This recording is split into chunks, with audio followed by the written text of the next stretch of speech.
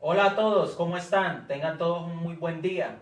Mi nombre es Sergio Andrés Monroy Trigo, soy estudiante de la Universidad Yacambú de Venezuela en la maestría de Gerencia de las Finanzas y los Negocios y para la asignatura de Diseños Cuantitativos de Investigación a cargo del doctor José Benjamín Artigas.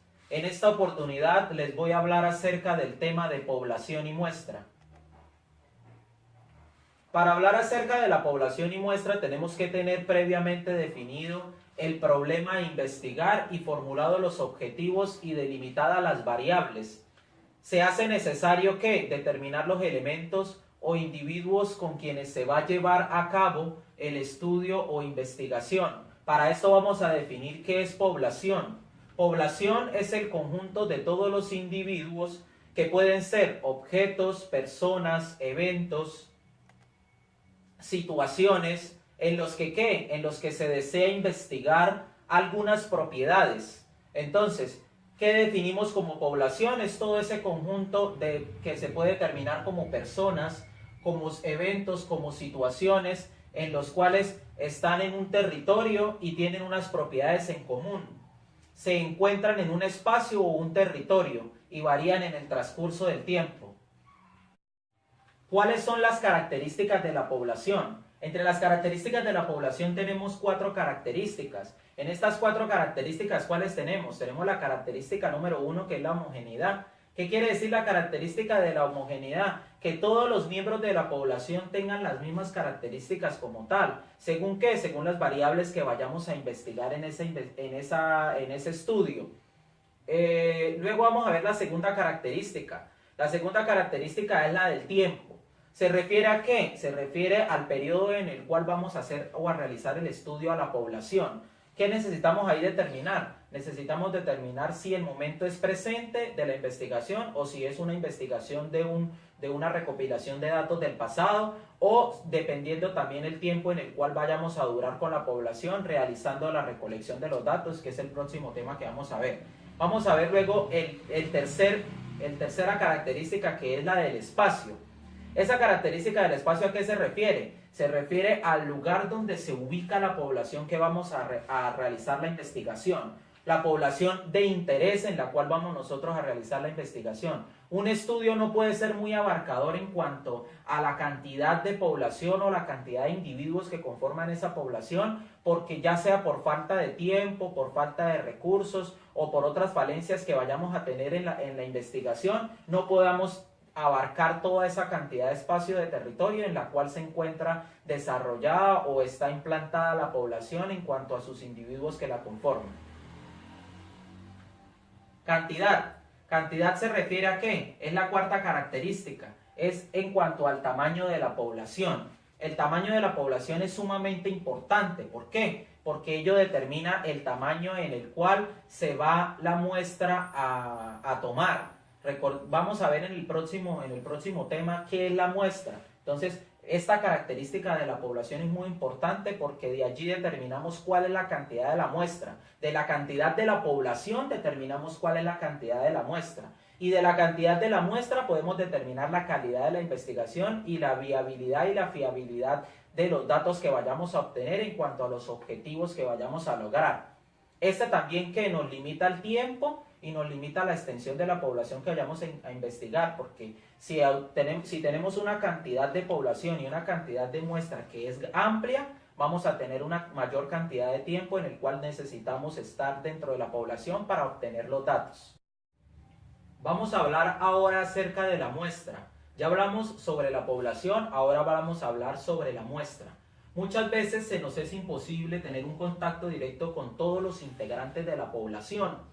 Entonces, ¿es necesario qué? Es necesario observar cuáles son todas las características que tienen los individuos de la población para seleccionar la muestra más adecuada para realizar la recolección de datos y realizar la investigación como tal.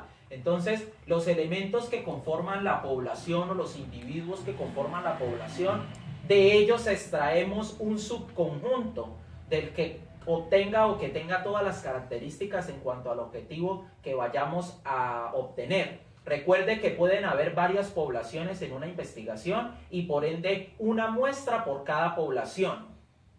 A este subconjunto es lo que llamamos nosotros muestra.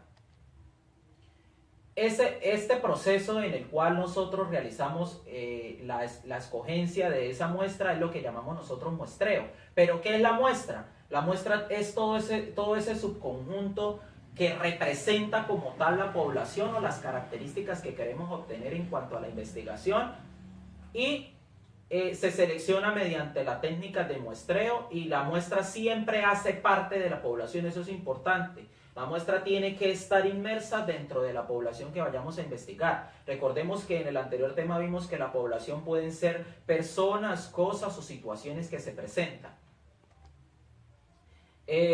Ya como tal vimos que se pueden tener varias poblaciones en cuanto a objetivos a determinar. Entonces, ahora que ya sabemos qué es la muestra, entonces vamos a ver ahora qué es el muestreo. ¿El muestreo qué es? El muestreo es indispensable ¿para qué? Para el investigador poder determinar cuál es ese subconjunto que llamamos muestra, y poder en ese subconjunto o esa muestra realizar las técnicas de recolección de información.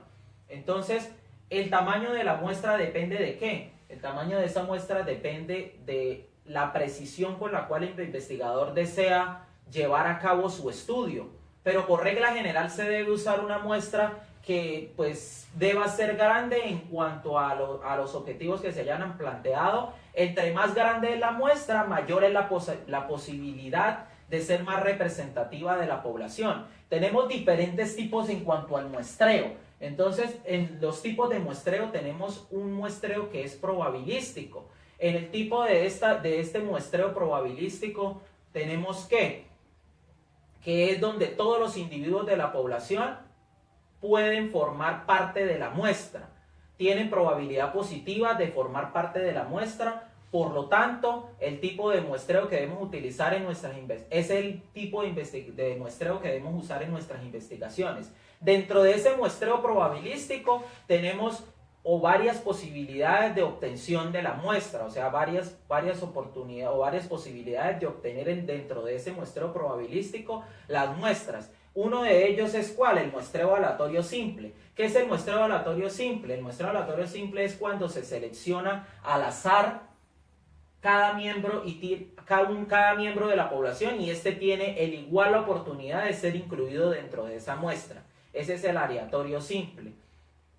En el aleatorio simple, la posibilidad que tienen todos los individuos de ser seleccionados de la muestra se puede realizar mediante cualquier mecanismo probabilístico, porque bien como dice, es al azar.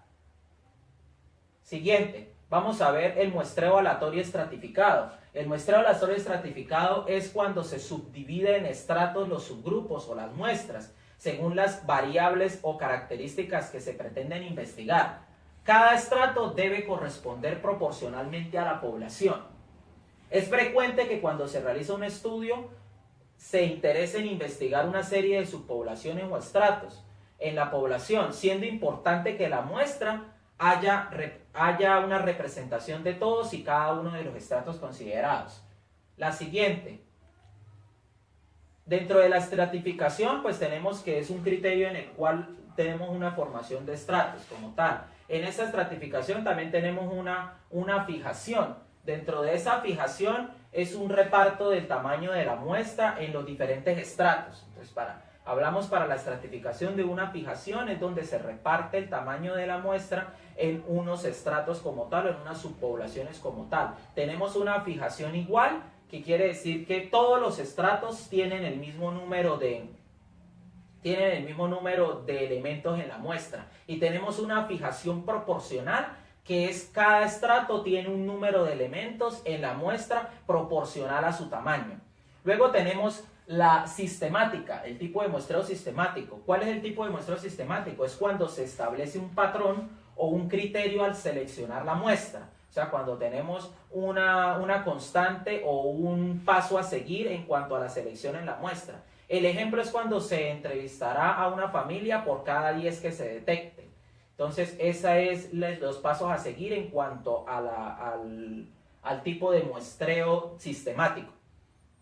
Veamos cuáles son las razones para estudiar muestras en lugar de poblaciones.